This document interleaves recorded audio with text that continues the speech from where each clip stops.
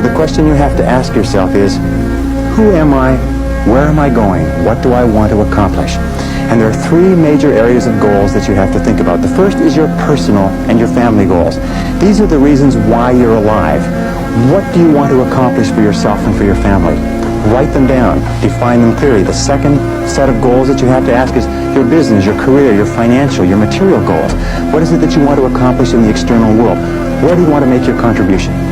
The third type of goals you have to ask about are your self-development goals.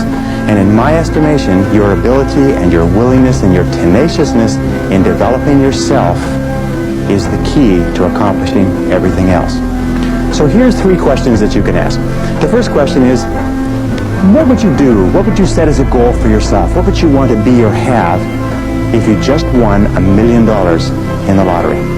What would you do if you just won $1 million? If you had all the time and money, you're completely free to decide to do anything you wanted. If you won $1 million, what would you do differently? Think about that. Hold that in your mind.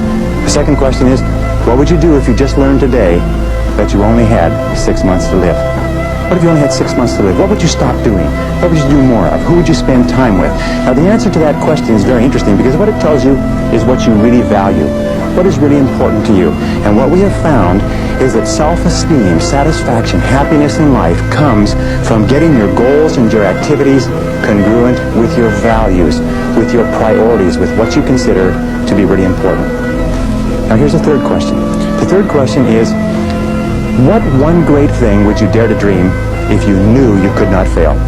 If you knew beyond the shadow of a doubt that you could not fail, what one thing would you set as a goal for yourself? Because sometimes answering that question will tell you the one thing that you've been put on this earth to accomplish.